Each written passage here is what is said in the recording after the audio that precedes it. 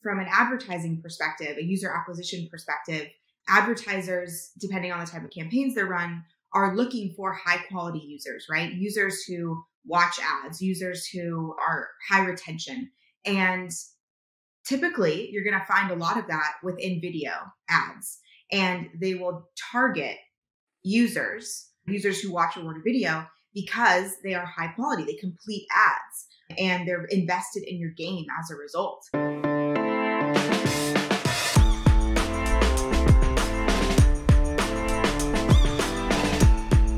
What would life be like as a cat, or as a dog, or perhaps even a simulated different human being? Welcome to Mobile Heroes Uncensored. My name is John Gautier. Our co-host, of course, is Peggy Ann Saltz, and today we're chatting with somebody really interesting. We're chatting with somebody who has apps that are, it's not quite The Sims, but it's almost in some way.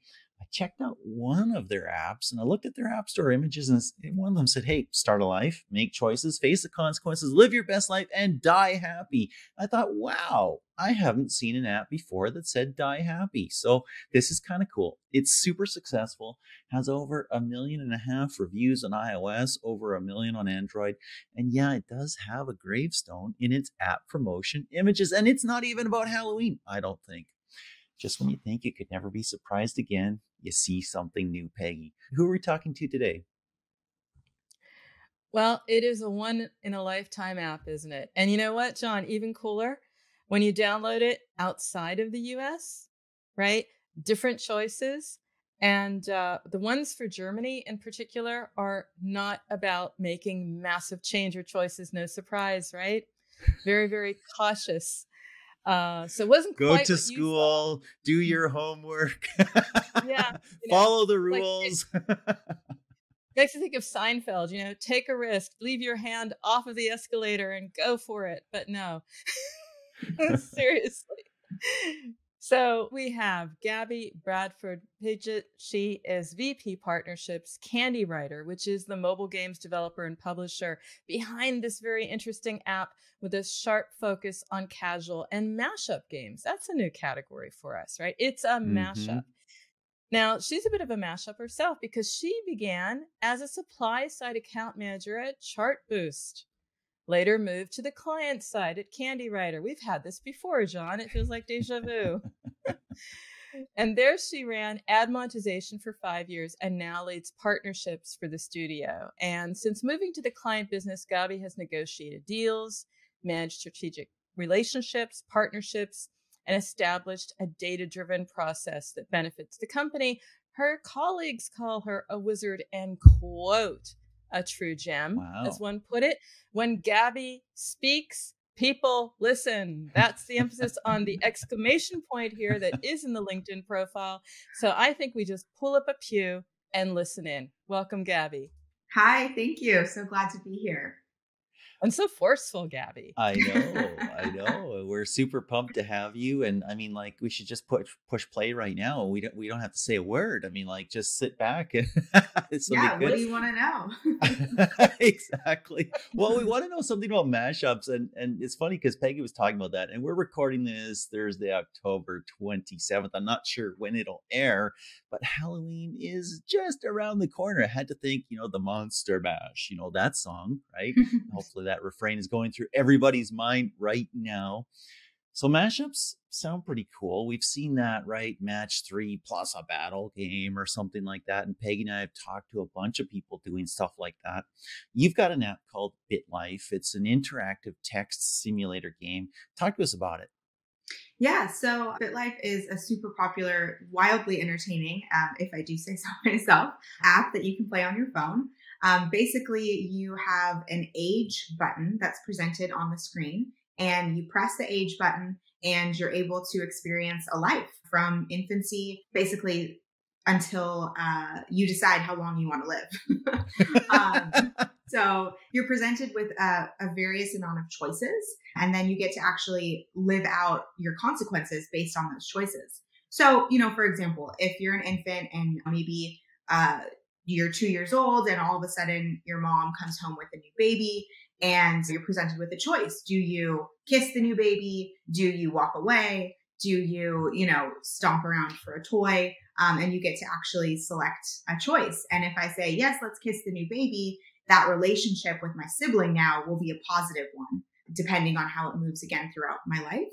But I can have different relationships with my mom, with my dad, with peers, with schoolmates. And it's not just relationships, right? It's also careers and how you decide to either work hard or maybe slack off. There's all sorts of things that can happen within your life, but it's all text-based. So you're reading a lot of interesting, entertaining verbiage on your phone, and you progress through it. It's super fun and never a dull day at Candywriter. I'll say that. Gabby, this is super interesting. I mean, I have such a range of thoughts as I hear you say that. First of all, the text-based. I mean, like, this is almost harkening back to like 20, 30 years ago, and you playing a text-based game, and I enter the dungeon. Will you pick up the pickaxe or not, right? Or something like that, right? And yet you're doing it here on mobile devices for kids, and it's super, super successful. That's really interesting.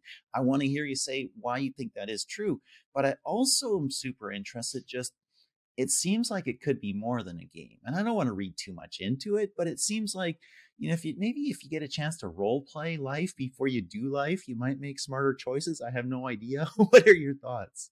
Yeah, actually, that's something we've heard a lot from our user community. Maybe if they're a little bit older and they're progressing through a life, and they say, man, I wish I would have made this choice. There actually are some very, real thoughts that users share with us on social media that kind of makes us feel good about creating this game that can be helpful, a helpful tool for people to figure out, okay, well, if I do this, then what? Of course, it's gamified and there's a lot of comical elements to it, but it is kind of interesting that, maybe you wanted to go to a school, right? And you're kind of figuring out, all right, I'm doing all these extracurriculars, I'm doing what I can to get into a great university. Where do I apply? What should I do after that? What kind of jobs will be available for me? And they're very real. That life is based on real life. And sometimes you get into that university and sometimes you don't, and you need to pivot and figure out what else to do. So yeah, these are very real things that users have to navigate, and they can choose to fail every class and never go to school and, do whatever they want to do, or they can choose to, live their best life. But is there an undo button? Is there an undo button? There is. Of course, it's a game. I want one of those for real life, Peggy. I know. You still got me thinking about Dungeons and Dragons, John. Why make me go there? I don't know. Super geek. Once a geek, never, always a geek. Well, it is an awesome game. I'm thinking about it. I'm thinking, yeah, then I can actually go back and play the bass again, and see what would have happened. Would I be in the Foo Fighters? Who knows? Yeah. Who thought? Who knows is right. That would be a life goal. But anyway, your life goal. I'd love to hear about what you've done with it, because you've played it, right? It's your game. What's the most outrageous thing it's told you, Gabby? Oh man. I mean, there's so many different things that you can experience within BitLife. I think one of my favorite updates that we made to the game was royalty, so that you could be born a royal and experience like a royal life. And I guess that's maybe more of just like my American Western view on royalty, right? Like how fun to be a princess. Such a classic answer there. But it's super fun to be born a royal and to experience life there, and, have servants, and maybe it's not necessarily the most wild thing, but it's kind of the most amazing thing I think you can experience within BitLife from my perspective. Very cool, sort of Downton Abbey meets digital or something like that, Yeah, right? Exactly. So Gabby, you were at Chartboost and now you're at Candywriter, but we do a little bit of life simulation ourselves here with your career. If you could go back, what would you tell your younger self to do or change? Yeah, that's a great question. It's always kind of a dangerous one, right? Because you want to believe that the choices you've made have landed you in the right place for yourself right now. And playing in what ifs can be a little, it's attractive, definitely, but it is a little dangerous. I think looking back, I would definitely encourage myself to be bold and to make big choices, because as a young person, that's your opportunity to do that, right? You have no one to be responsible for besides yourself. There's no family, there's no child. you get to kind of live adventurously and live boldly. And I think that's something I would encourage my younger self to do. I love it. I love it. It makes a lot of sense. Talking about living boldly, one things we ask a lot of people on the show is how you balance user experience and ad monetization. It's such a challenge, and everybody has to figure out their own way of making it work or failing at it in their app. And we've all had experiences with apps that we loved, and then they made some changes for ad mon and we didn't love as much. How do you approach that? Yeah, such a great question. And it's something we're continuing to observe and discuss every day. There's no easy answer, I don't think, or one recipe that fits all, because you're always going to have users that are going to complain about ad monetization and seeing too many ads, right? And then you're going to have users complain that your IAP packages are too expensive. And, you just have like a wide spectrum of users. And so you try your best. I think, in this day and age, everybody sees ads. If you're commuting to work, you see ads on the subway or, billboards. If you're in New York City, right? Times Square, that's the mecca of advertising. It's everywhere. You watch TV, your streaming device, there's ads everywhere. And I think realizing that ads are a part of our everyday experience kind of helps rationalize introducing ads into a game. I also think it's really important to build your apps around ad monetization so that your users are exposed to ads like from day one, instead of pushing out a product and then, 3 months down the road, adding ads and users are like, whoa, this is not what I signed up for, right?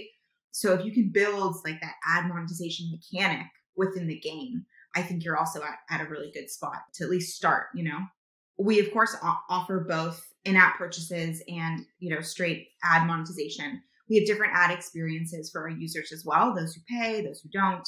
And obviously introducing types of ads like rewarded video, for example, that users have to opt into. That's their choice, right? Hey, I want to watch this ad for this type of reward is also a really positive feedback loop for your users as well. It's kind of funny because this and many of your other games, not all your games, are simulation games. And it started me thinking, what's an in-app purchase for real life? And we have them. You have $20 to get at the head of the line at the restaurant, right? In-app purchase, right? I don't know, being more wealthy and being able to take a shortcut or hire somebody to do this or that. That's in-app purchase, right? Interesting when you think about our lives as a simulation, Peggy. You are full of business models, John. Coming up with maybe we can meld it, the digital physical world. You do the choice on the app and then you do it in the real world. You got me going here. That awful word that somebody created, phygital, right? Physical, digital. I hate that word so much, but yes. You've never heard that one? Phygital. That's bad. That is really bad. I just think of fidgeting. Okay.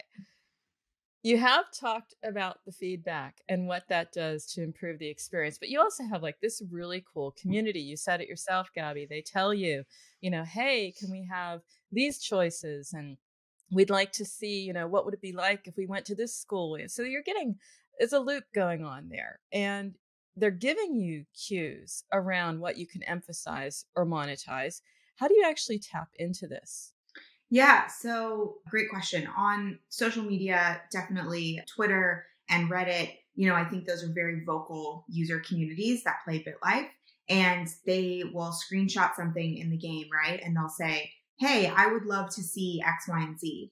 Oftentimes we will ask our user base, how do you feel about a certain, scenario? Or what do you think about this feature that we're trying to play with? And they're kind of our beta testers, if you will, just ideating together.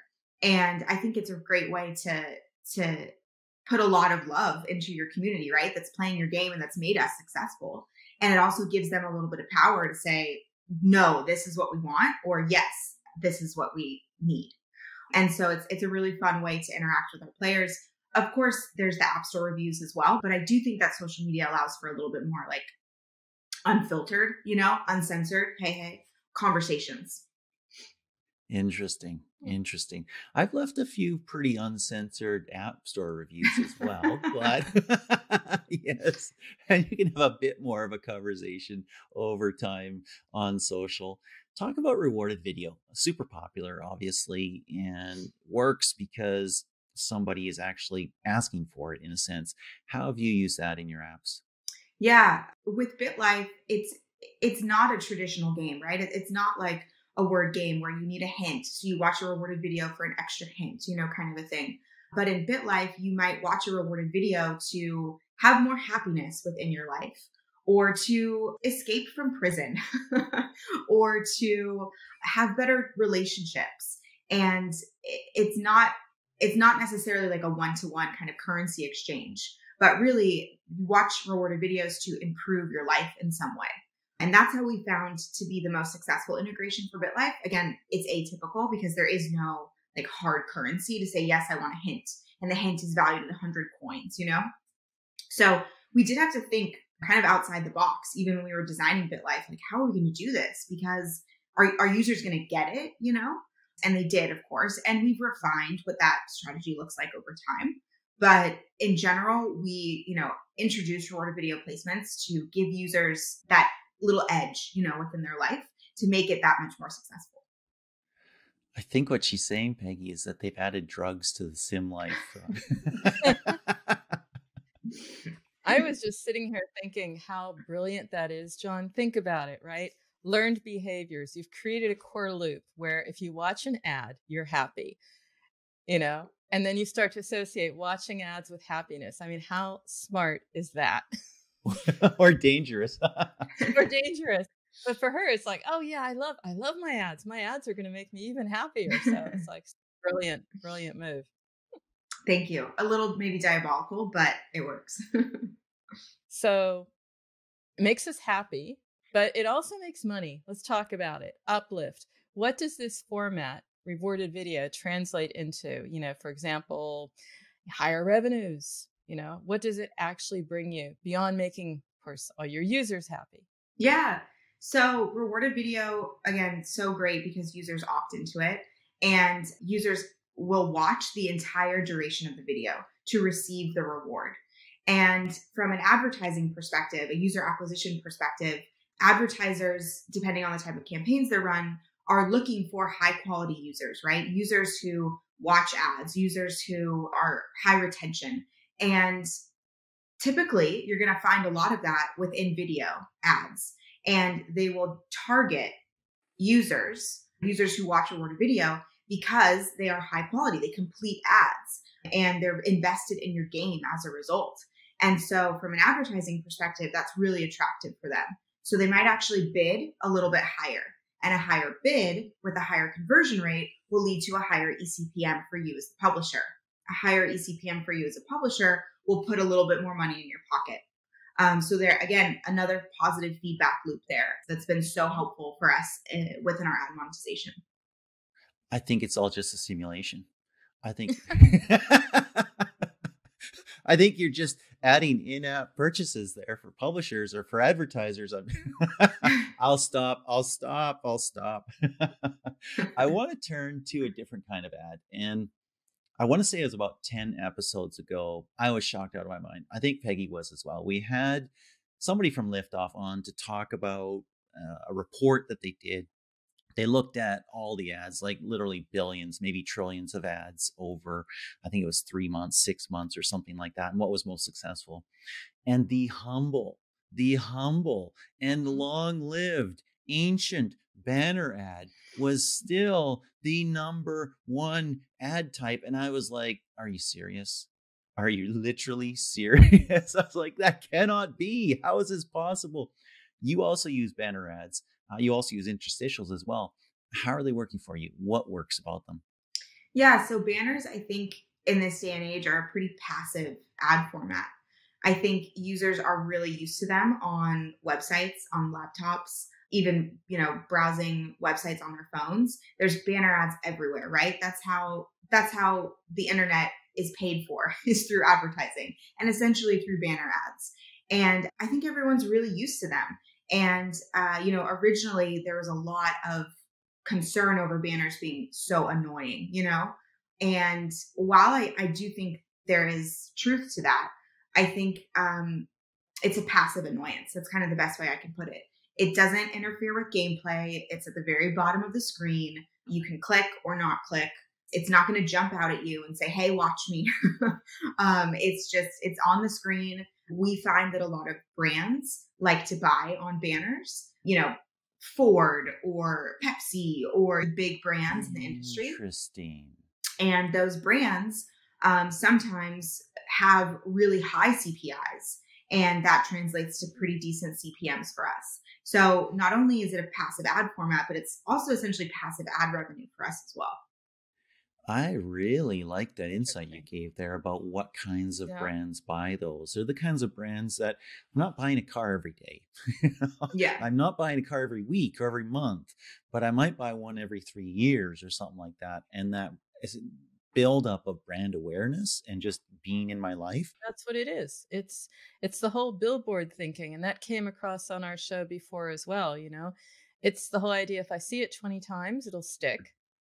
And so if I see it 20 times here, it sticks. And then I'll make a life decision between a Ford and exactly. for you. I was going to say a Maserati for me, but a Tesla. Oh, wow. I feel like this is unfair. I want to restart, redo. What is interesting for me as well, though, about that is I think we're starting to see ad formats that maybe banners will evolve into, where you're seeing ads that live, I want to say, in the furniture of the app, like in the architecture of the app, like on the wall as you're walking past, maybe in an action game or something like that, right? Or other places like that where the banner is evolving to become part of the universe of the app. And we're seeing that, you know, with audio ads as well that are like playing as you play the game. So that could be an interesting evolution towards the future. I agree. It is something we talked about as well, to figure out if we could put in these native placements and what that would look like within BitLife. You know, I think it has to be specific to the game design because it can't fit in every game. And it might be a little obtrusive, you know, because users aren't walking past. There is no imagery, you know? Yes. So like, even though that would be such a great idea, would it make sense for BitLife? And those are things that we're also trying to evolve with, you know, as the industry and ad monetization evolves as well. So you're all about ad mon. And that means making sure everyone is buying and doing it aggressively and doing it at a price that makes sense. What's a rule of thumb for you that you follow to make sure that all the networks that can buy are doing it? Yeah. So one of my best tips is an exercise that I run across our apps to look at the demand set that's buying.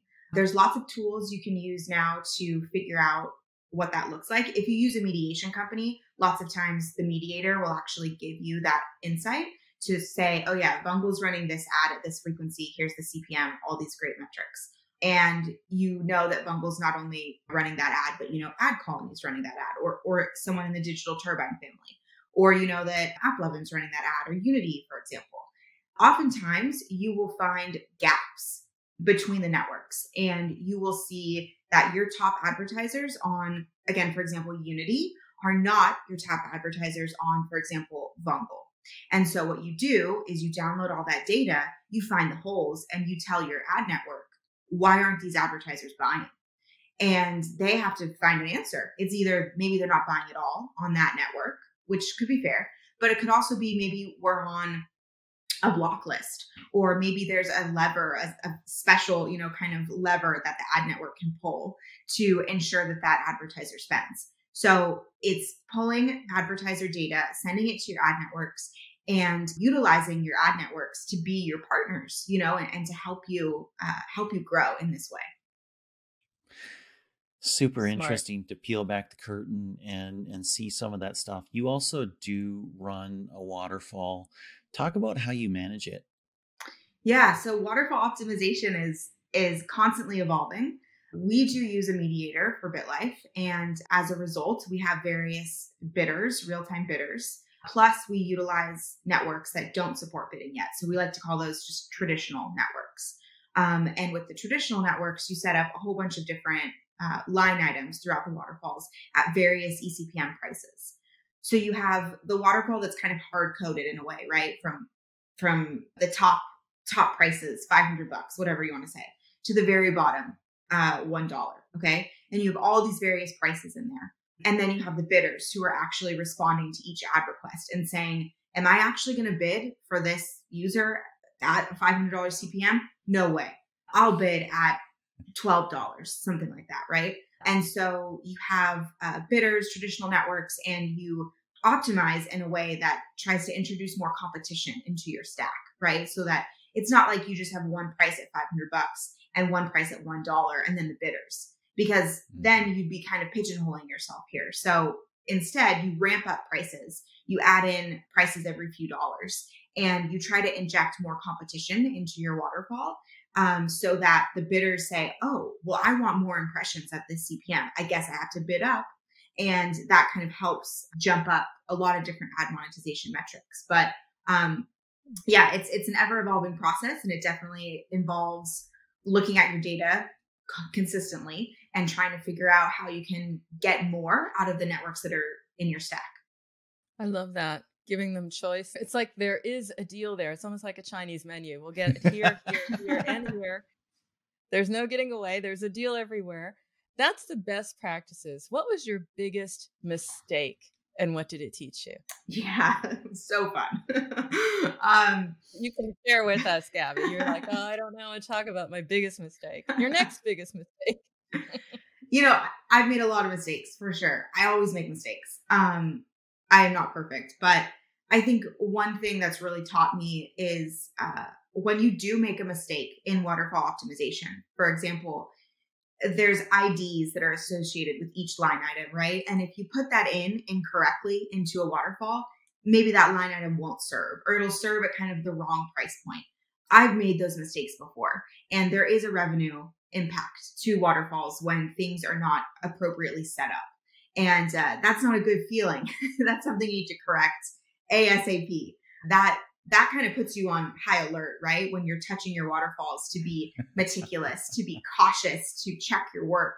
And they sound like really basic tips, but they do have a revenue association with them. And so just being really methodical with my work is definitely something that my mistakes have taught me. This reminds me of like transferring crypto in cryptocurrency wallets. It's like, do I have that number right? It's like 30 digits long. Yes. Am I sending my money to nowhere? And don't forget your password. Going? Yeah. Exactly. Really challenging.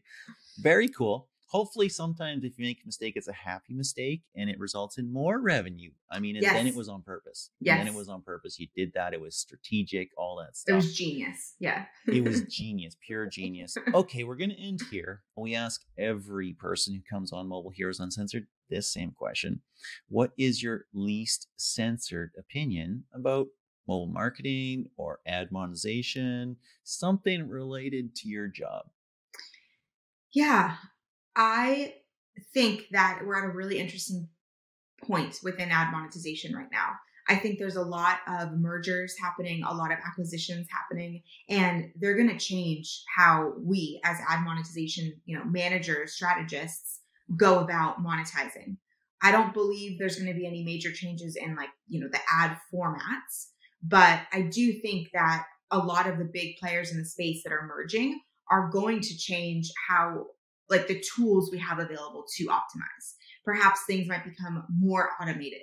Maybe there'll be less negotiating, kind of behind the scenes.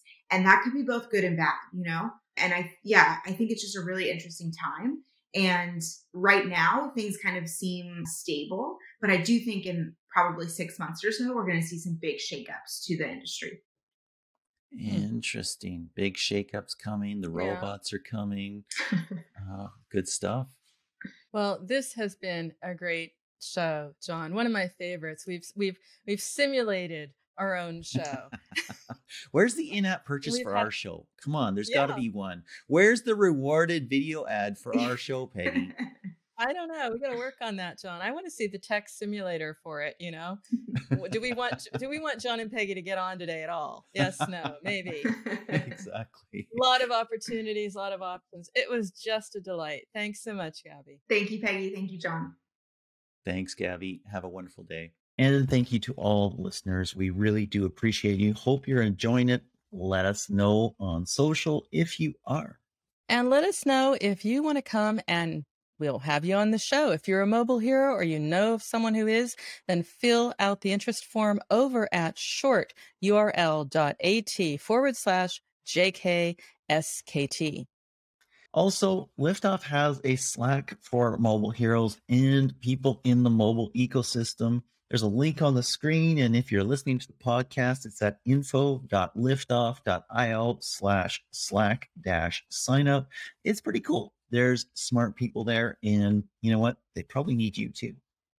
And you have probably been completely blown away by all the insights on this show, and you want your transcript, and you can have it because the transcripts are over at Liftoff's website. Go to liftoff.io, click on Heroes, and then click on Podcast. I actually personally love transcripts because I read way faster than people talk. So that's a great way to get insights really, really quickly. Until next time, this is John Katsir. Thank you so much for joining. And this is Peggy Ann Saltz signing off from Mobile Heroes Uncensored.